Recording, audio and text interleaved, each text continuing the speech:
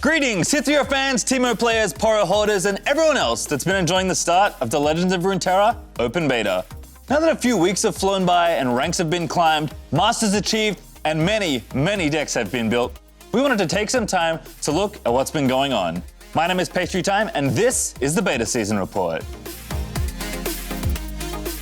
First things first, it's time to recognize some of the players that have gone above and beyond to demonstrate their card slinging skills, community efforts, content production, or just simply love for the game. It's time to recognize some of our beta season legends. First up is the world's first master player, Paco Vac. Primarily playing a modified Elise Darius starter deck, Paco Vac proved that enough skill and determination to grind out games is worth more than needing all the cards from day one. And if that wasn't enough, he also became the world's first dual server master player after hitting the top rank in North America as well. Next is NA's own content-creating one-man army, it's Swim. Swim has been churning out content at lightning speed before the beta even began, and he's only sped up since then. Make sure to check out his Meta Monday series that drops before your vault opens if you need some guidance on what deck to build next. Over in EU, CheckCloud has been streaming up a storm since starting to play Legends of Runeterra. His Twitch channel has been growing swiftly and consistently despite only streaming in Czech. Language may divide us sometimes, but big brain plays are something we can all understand. For the Spanish-speaking crowd, the people over at LostDeLasgatas have you covered. The four hosts have been consistently pumping out content for their community, including a weekly podcast where they discuss the game, meta, and different decks. And last, but certainly not least, Brazilian gamer LeoMain deserves a look. The first player from Brazil to hit Masters in the Americas and the third overall, LeoMain has an extensive background in strategy games, including playing TFT since day one. Already a fantastic representative for the Brazilian LOR community, he rounds out this list of our beta season legends. Now it's time to talk about Decklists that have caught my eye throughout the beta. And while many different strategies and champions have been flung across digital card tables, these are just a few that I wanted to highlight.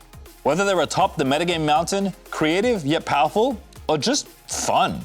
At the opening of the season, it seemed as though you couldn't get enough of the week's new aggressive creature-based strategy, starting with the spiders that push Paco Vac to Masters, to the polarizing meme-making power of Elusive, decks that want to play small units and beat down quickly became a staple of the early metagame. One of the more popular avenues that also appeared features the once less loved keyword, fearsome. Whether it's the Dawn Speakers of Demacia making spiders even more spooky, or the tiny little splash of Ionia to help Wraithcaller and friends explode your Nexus faster than you can say, please don't have Hackerim. The fearsome units of the Shadow Isles are very fearsome. Maybe Sinister Poro will even make an appearance soon. The deck is consistent, powerful, and very flexible, allowing both the ability to swing out and end games quickly, while also playing powerful threats like Rahasa and Ledros. And while some of these elements have been changed recently, the core of the deck still remains intact and deadly. Amping the spice levels up a little bit more comes the unlikely but effective combination of Draven and Heimerdinger, exactly the champion I think of when I imagine mindless and unrelenting Noxian aggression. Courtesy of professional card game player and deck builder Raptor comes Brains and Brawn. The deck list I didn't know I needed until now. Featuring a bevy of Piltover's underappreciated hits, this unique combination has a ton of tricks to keep your games refreshing. Plus, you're playing Jay Madada, what's not to like?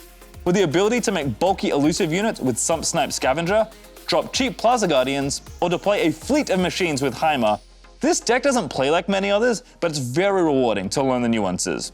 Did I mention you're playing Jay Madada? Spin those axes, draw those cards. Value is always greater than victory. And finally, a mainstay of players everywhere since the first previews began, comes a fan favorite that might not only just be fun to pilot, but maybe even good. Not just an expedition dream anymore, proof that if you can dream it in LOR, you can do it. The Elnuck Parade is once again ready to rain memes and moves upon your opponents. Champions? Not needed. This is true cross-region power. Thanks to Redditor Peeps Rebellion for showing this off. You may not have been the first, but you proved to the people that sometimes dreams do come true. Sometimes a horde of Elnucks are enough to even turn the tides of time. All the moves. Well, folks, that's all we have for this edition of the Beta Season Report, but we'll be back soon enough with more deck lists, highlights, and another look at more Beta Season legends. Until then, may your draws be good and your Elnucks be plentiful.